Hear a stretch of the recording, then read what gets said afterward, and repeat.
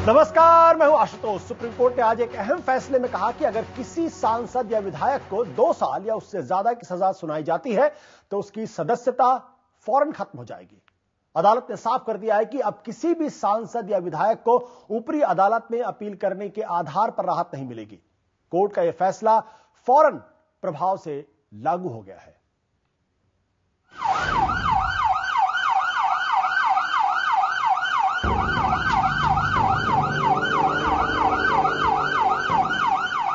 संसद और विधानसभाओं की गरिमा बढ़ाने के लिहाज से सुप्रीम कोर्ट ने बुधवार को एक ऐतिहासिक फैसला सुनाया।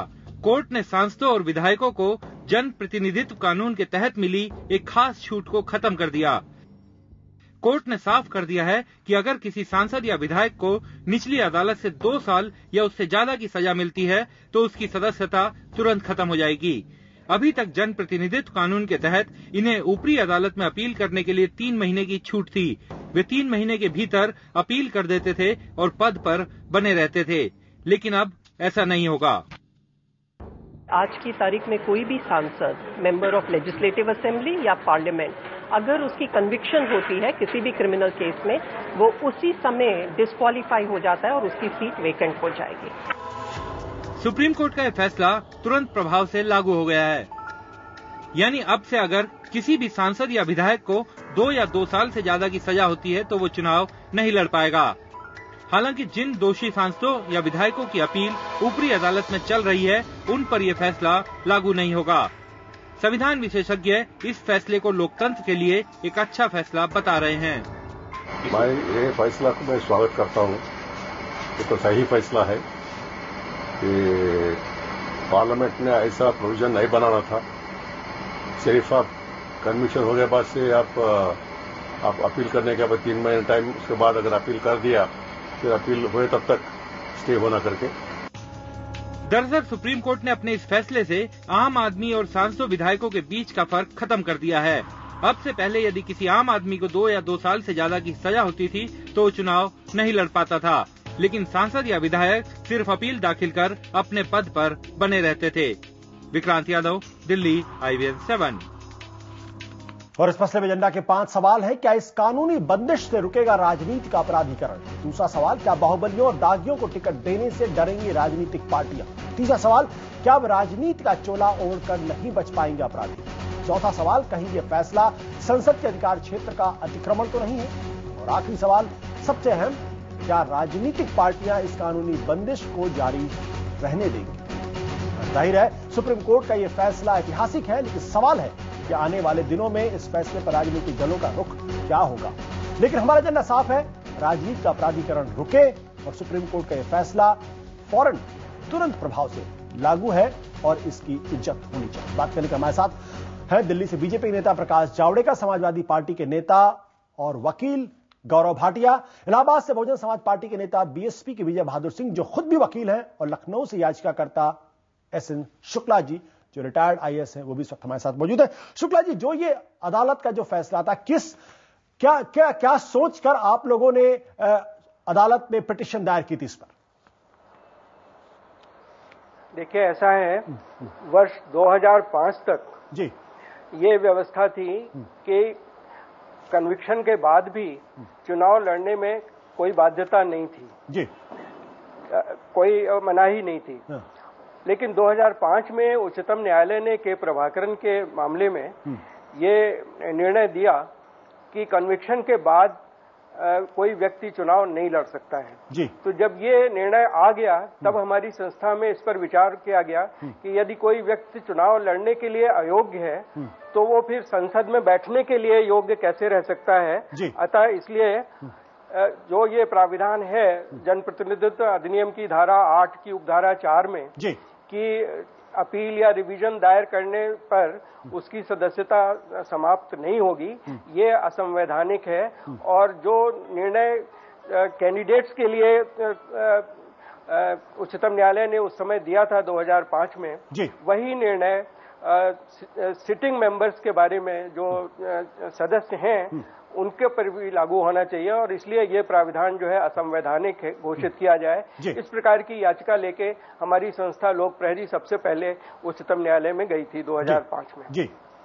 और हमें बहुत प्रसन्नता है कि न्यायालय ने हमारी याचिका को स्वीकार करते हुए आज ये निर्णय दे दिया कि कन्विक्शन के बाद, सजा पाने के बाद सदस्यता तुरंत समाप्त हो जाएगी। बिल्कुल। प्रकाश जावड़ेकर जी, क्या आपको लगता है कि जो सुप्रीम कोर्ट का ये फैसला है, ये फैसला आपकी पार्टी को पूरी तरीके से मान्य है और आपको लगता है वाकई जो राजनीति का अपराधीकरण हो रहा है उस पर रोक लगने में मदद मिलेगी? निश्चित रूप से रोकने में मदद मिलेगी, क्योंकि हमें समझना चाहिए, पहले तो मैं याचिकाकर्ताओं को भी बधाई दूंगा, और कभी कभी जो बदलाव लाने होते हैं तो ऐसे ही निर्णयों से होते हैं, और इसलिए उच्चतम न्यायालय को भी बधाई दूंगा।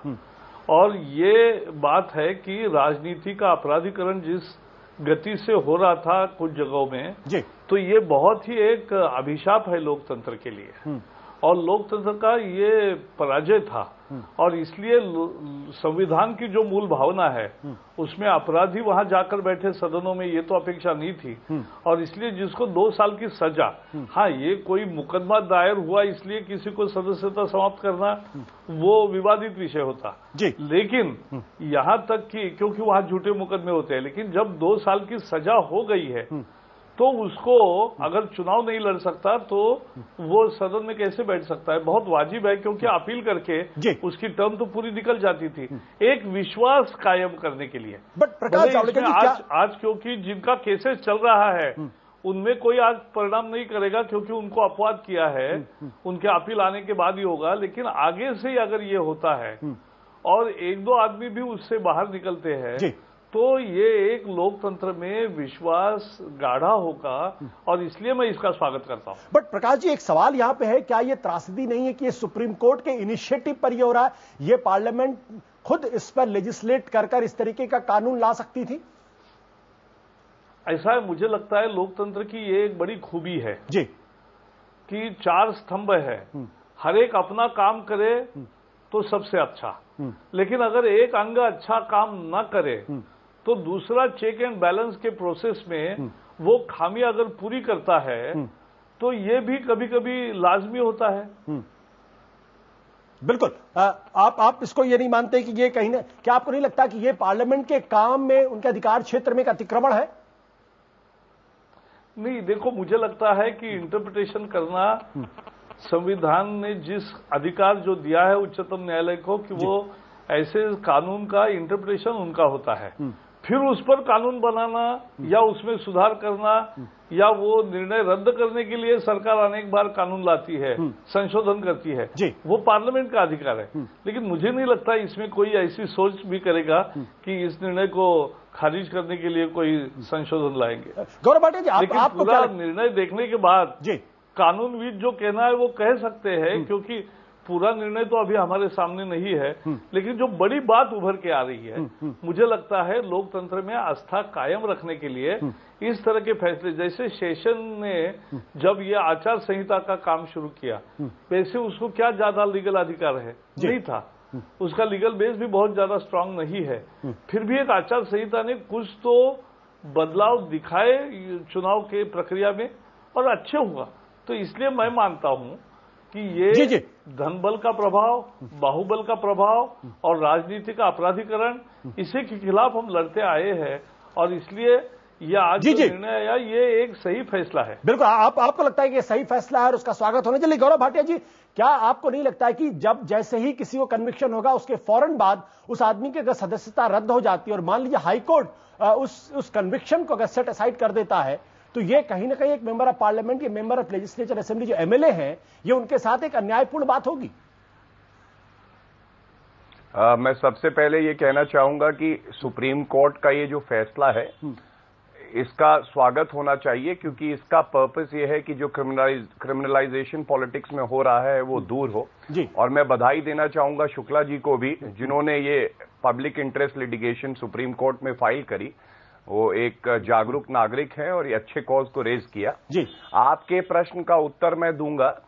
जब किसी का कन्विक्शन होता है तो कोर्ट में सारे तथ्यों को ध्यान में रखते हुए वो कन्विक्शन होता है, और उसके बाद अगर किसी की सदस्यता जा रही है तो इसमें कुछ गलत नहीं हो रहा।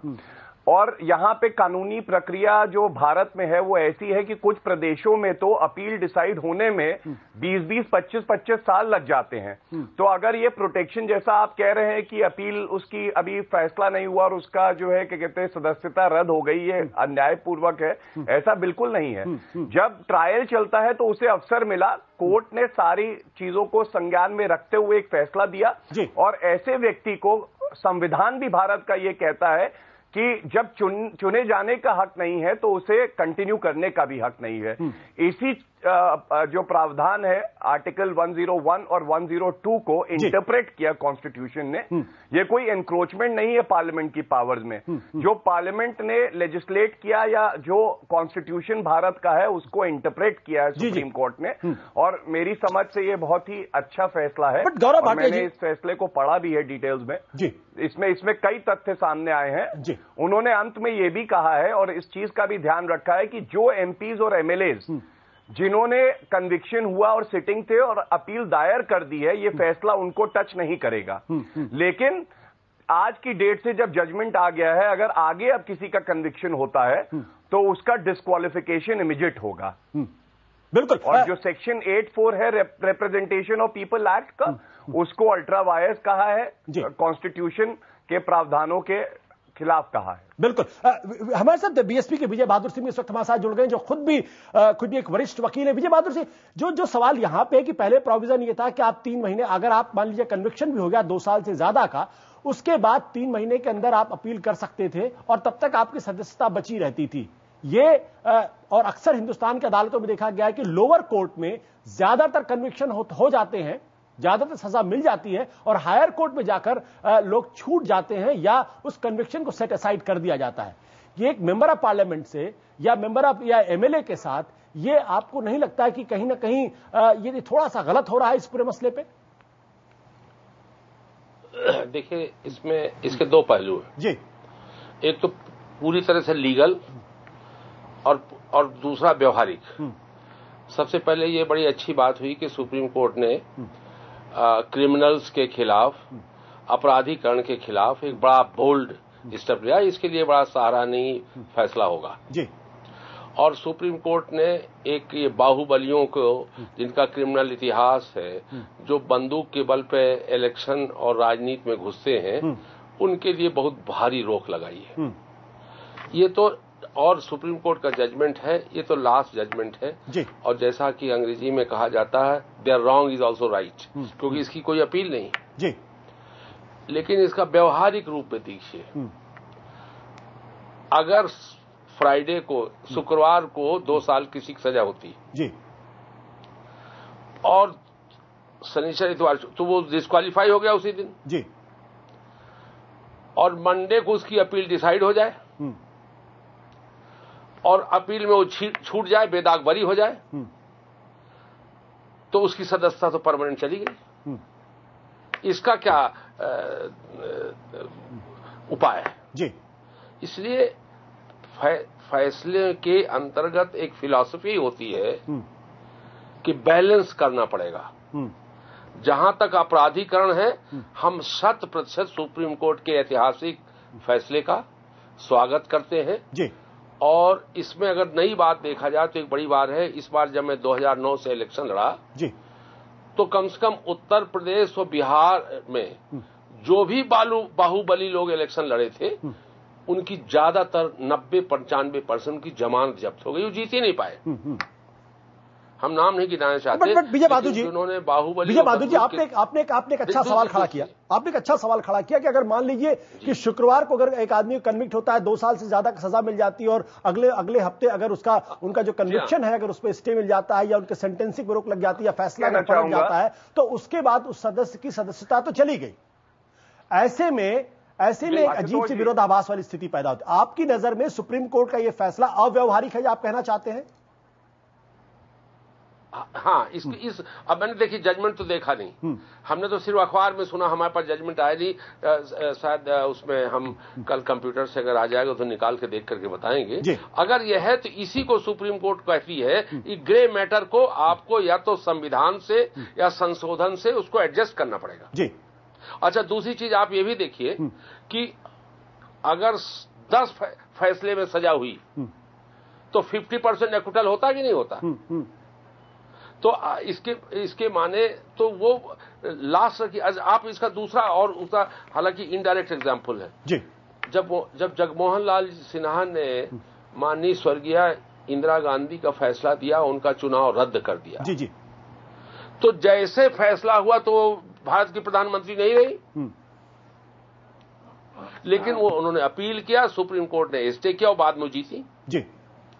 तो ऐसी व्यवस्था देने से कि जिसका एकदम गलत व्यवहारिक तथ्य हो, इसको भी सुप्रीम कोर्ट को देखना पड़ेगा, और अगर सुप्रीम कोर्ट नहीं देखी तो विधायिका को अधिकार है उस गैप को व्यवहारिक रूप से पूरा किया जाए। बिल्कुल प्रकाश जावड़ेकर, जो सवाल विजय बहादुर सिंह उठा रहे हैं इसमें व्यवहारिकता को लेकर, और कहीं न कहीं इस ओर भी इशारा कर रहे हैं कि ये एक राजनीतिक अस्थिरता का कारण भी हो सकता है। जिस तरीके से उन्होंने मिसेस गांधी का एग्जाम्पल दिया कि हाईकोर्ट का एक फैसला आया, उनकी सदस्यता को रद्द कर दिया गया और उसकी वजह से देश के अंदर इमरजेंसी लगी और लंबे समय तक एक अस्थिरता का वातावरण रहा। इस संभावना को आप कैसे इनकार? हां, राजनीतिक अपराधीकरण रोकना एक अलग मसला हो गया, लेकिन पॉलिटिकल डिस्टेबलाइजेशन की जिस तरह इशारा कर रहे हैं वो भी एक खतरा है इस जजमेंट के साथ। इसके दो जवाब है जी।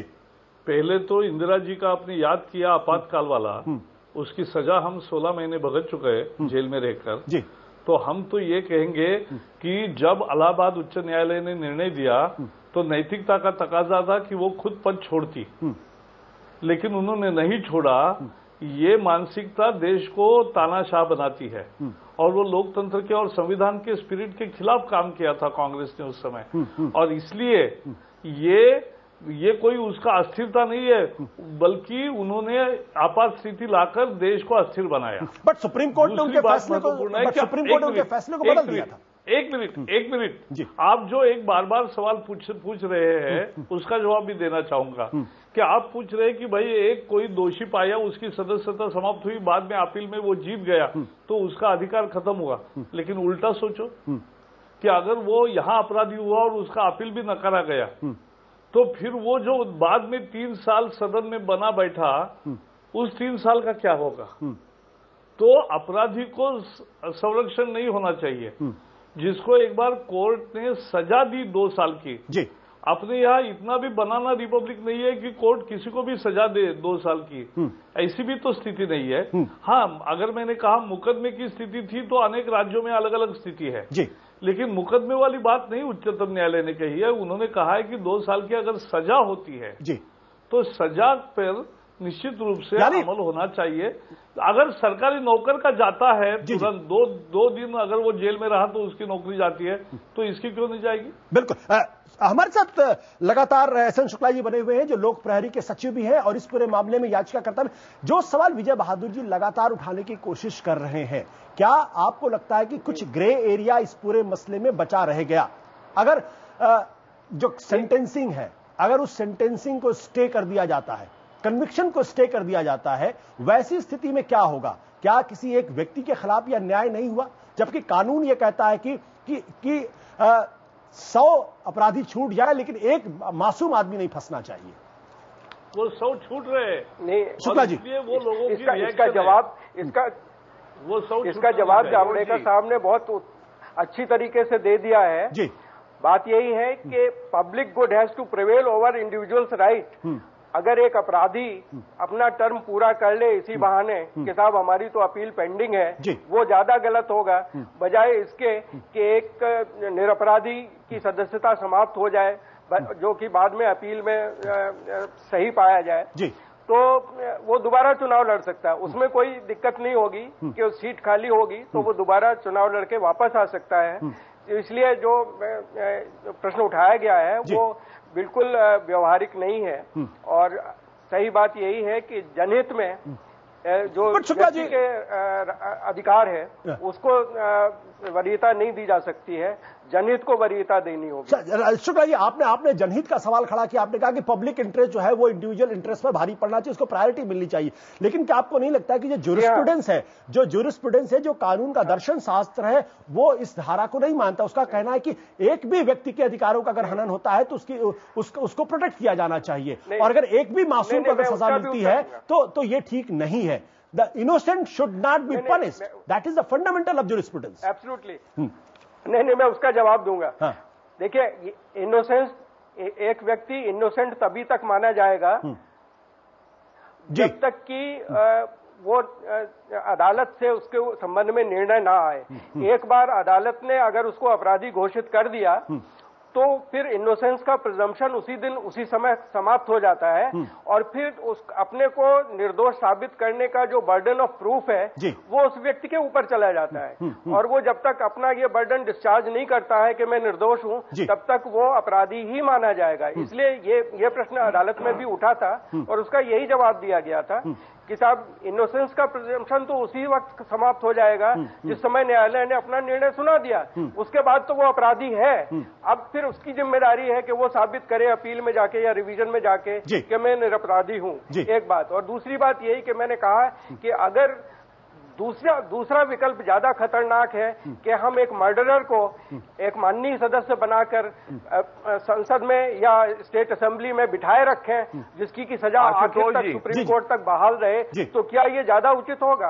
आप इस पे विचार करके सोच लें कि क्या ये ज्यादा उचित होगा, या ज्यादा उचित तो ये होगा कि ठीक है, अगर हमको गलत भी डिस्क्वालीफाई कर दिया गया तो हम दोबारा चुनाव लड़के, अपील जीतने पे दोबारा चुनाव लड़के दोबारा सदन में आ जाएं, वो ज्यादा ठीक नहीं होगा। बिल्कुल। विजय बहादुर जी, आप कुछ कहना चाह रहे हैं इस पूरे मसले, जो शुक्ला जी जो चलते रहे? देखिए, शुक्ला जी को बहुत बहुत बधाई कि उन्होंने ये इशू लिया जी, और एक बड़ा भारी बदलाव की बात आई, इसमें कोई दो राय नहीं है।